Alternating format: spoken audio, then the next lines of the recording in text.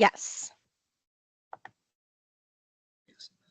So before going ahead with the content, there is something which we can test priorly, like what exactly you can say uh, prior understanding of complaint management you feel like in yourself, because right now the focus is to train you so that you can train your team. So first we have to understand what is your view or your perspective towards managing a complaint, or what type of skill sets you think you need to have in you to manage complaints. So first one is like uh, your complaint handling skills are effective in which particular area. So you can try by yourself, like what do you feel like which particular area of yourself has to be strengthened up so that you can handle complaints in your organization easily or effectively. You can try guessing, then we'll discuss on this. Um, sorry, I'm very from a quality background from QMP, very good at 5 Ys and 8D execution. However, my team is not as good with those tools. So sometimes going into meetings with that team of people, it's very difficult. It's like pulling teeth to try to get them to understand the concept. And I've been through training with them over the last several months on some YouTube training I found that was very effective on 8D and 5 Ys and why we do the exercises. Um, but a lot of people within the organization have been there for 20 years, and they don't understand what we're trying to drive at. And me being new, they think I'm attacking them, but I'm not attacking them. I'm driving at where is our process breaking down. It's not the people that are the problem, it's our processes. So trying to get them to understand that is more of a hurdle than the tools themselves, if that makes sense. Yes, absolutely right. So you have triggered up to a very right approach. Like there is like from the complaint handling point of view or any other, if you want to make a system effective or change, there are very important part like in people and processes. These two are very key important. Like one is through processes, you have to build a behavior or mindset that how you have to handle such type of situation in your organization. So that particular thing comes from the processes. So first you have to strengthen the processes of your organization, and accordingly you have to. So here if I talk about the effect complaint handling skills which you need, the one is you have to have an understanding of the processes, then processes in terms of outside processes as well as the company inside processes. Like internal processes you have to understand first, and you have to see where you need improvement. And there are certain benchmarking you can do from the outside industry, how these people are managing this type of you can say complaints in particular domain area.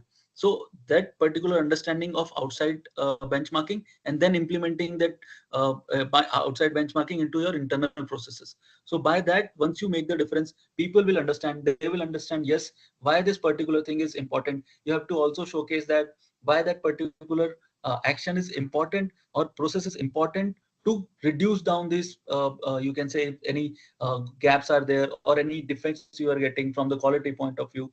Okay, one is your people and process. Then sometimes we have you can say presentation skills are also very important, because you have to uh, take the inputs from a particular complainant, you have to present it to the management, you have to again you can say read it or understand it in a way so that you can attack on the right area.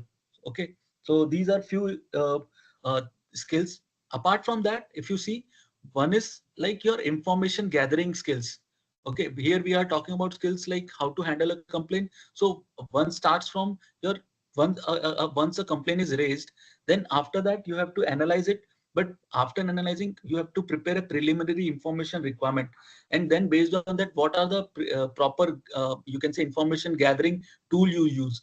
Sometimes you have to with the customer, multiple complaints are coming, so you have to understand what is the root cause of that particular complaint. So you have to start gathering information through that particular customer, or you can say pool of customer. So you have to prepare a particular surveys.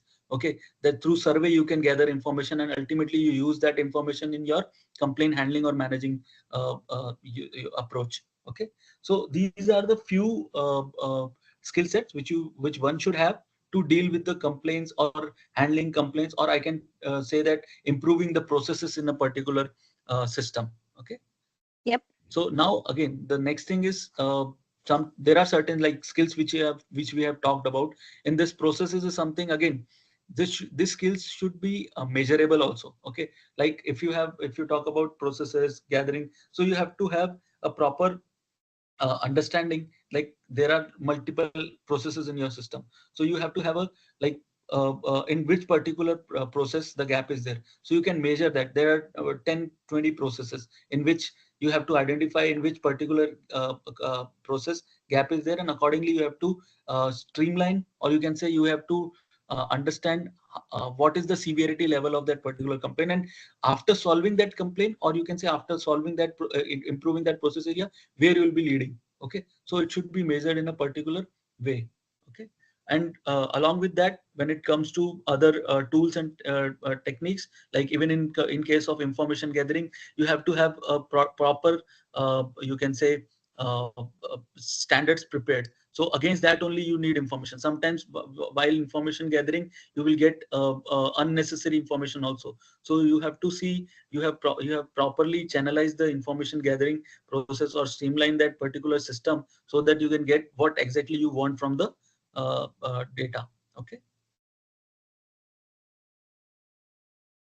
Okay. Okay, and what just want to understand what exactly you feel like wherein you need to strengthen, but like you have a technical background, you know quality aspects. The process you have already said that there are process understanding also. Now your management is, or your company has to understand that particular gap. Now apart from that, out of these things, like do you feel like there's one example I can give, like standardization from the market.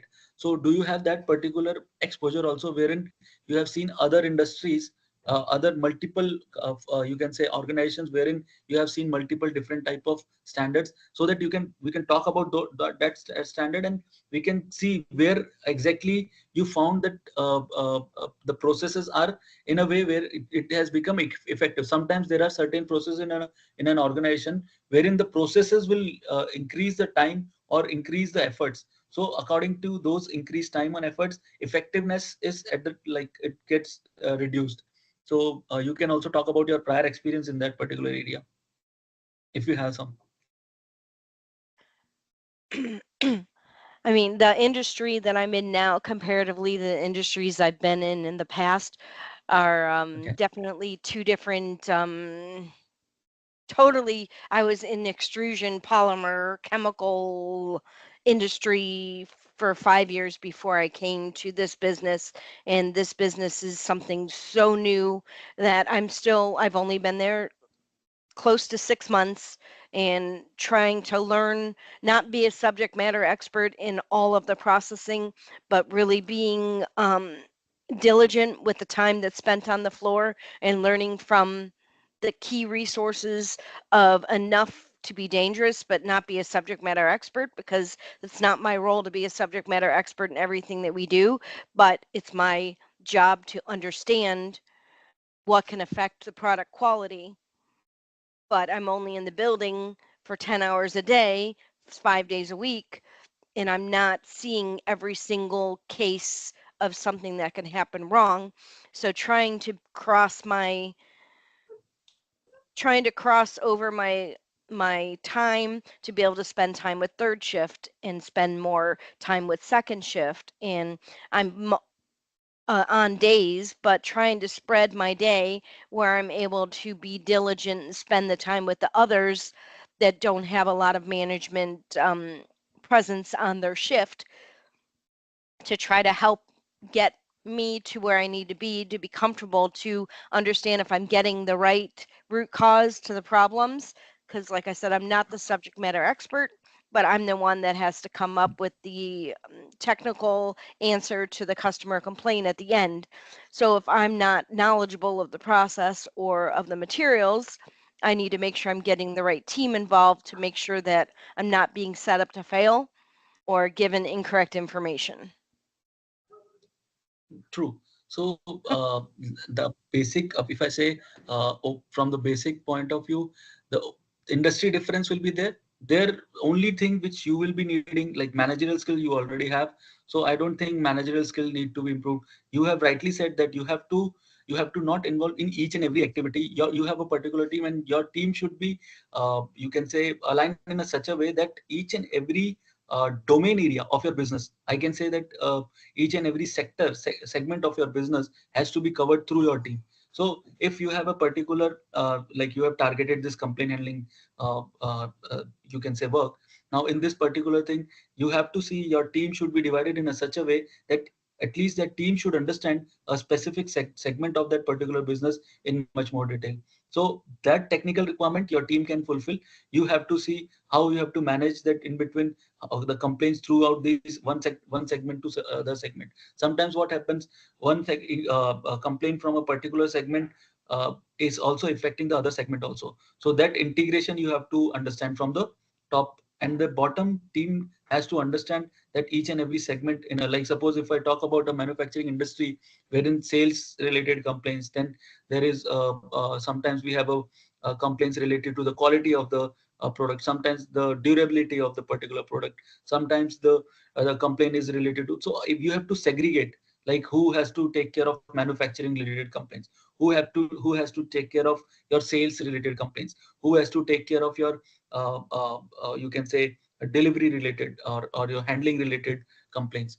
So all these things has to be segregated in a such a way that you by like at your level it has to be collated, but at your team level it has to be given in a such a way that each and every person first have an understanding of that particular segment, and then based on that resolve complaints, and ultimately you being a center of you can say excellence or COE, we can call it in most of the systems. We have a in organization we have a center of excellence, so that particular person will take care of the other sectors in a more effective manner.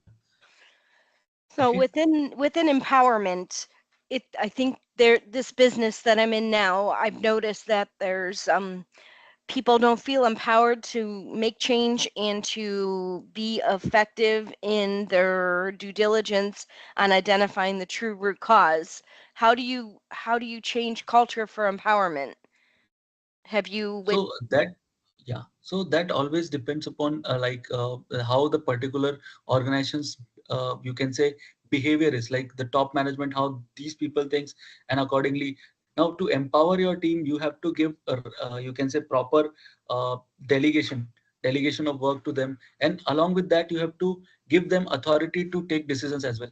So in most of the organization wherein people fail because of this, that empowerment is not given because the decision is centralized. So suppose if in your case also, if you want to build a team and you are starting a team and you take all the decision by yourself, and you will not allow your, like I have given an example of segments. So like suppose sales related complaints is somebody from your team is handling, but each and every small decision you want to take, then in that case what will happen, the level of motivation of that particular person will decrease, the accountability will decrease, because people will think like accountability is with my head. So always it will be like he will not accountable to a particular task. So to increase the accountability, you have to give decision making authority to a certain level to specific team members also, and ultimately once that particular system is inbuilt, then you can say empowerment will automatically build at each and every level. And once it is done, then organization can you can say as a whole it can grow. Otherwise it will be a centralized one, and then there will be a very difficult situation for others to perform as well in that particular organization. Okay. I hope I have responded it in like what you were what was your question against that. Yeah, it was just more of it seems like anytime I say to a team, to a cell leader in a department that okay, here's the problem, go to, either bring the team to the meeting for the investigation meeting for the 5Y, and if you don't bring the team members along, then you own this to be able to do the 5Ys with your team. I'm telling you that, and they're like, well, that's not my job, and I'm like, well, I'm telling you that this is a top priority. This failure came out of your department, so we need your help to get to the true root cause. If your team's not here, we can't We can only dissect the data and look at the paperwork. We don't have their point of view, so it's very difficult to get to this next step. Absolutely right. So that is where the root cause analysis, when we have to perform the root cause analysis, we have to have all the respective team members, or you can say segment leaders, who are belonging to that particular segment. Because when you go in detail, because whenever you want to perform a root cause analysis, you have to go in much more detail, and the presence should be very required. And if that particular team member is not giving his 100% in that, or you can say accountability towards that particular task, in that case we have to like first of all we have to educate that team leader that this is like under your team, these are the particular complaints, like either we hear from them, or else you take the accountability, which is the one which exactly you have said, that you ask the team leader to take the accountability of that. But along with that, we one thing which we can do is we have to make them aware with the implications, or with the you can say negative impacts of not giving inputs to you, or not giving right inputs to you. So that implication, once the implication comes in picture now, then the complete picture, the complete picture gets converted into you can say smooth running. So whenever you say that this is why this particular thing is required, and if you are not giving, then the implication would be in this particular manner. So whenever you convert that thing into implications, ultimately those team members will start, either they will start taking accountability, because now they have linked to a particular you can say sometimes we also convert that implication into a cost impact. So when it is linked to a particular cost impact, ultimately the person will feel like yeah, he has to either take the ownership, or he has to get others to take the ownership, so that the complete you can say right information should go to the right person. Okay. Now let's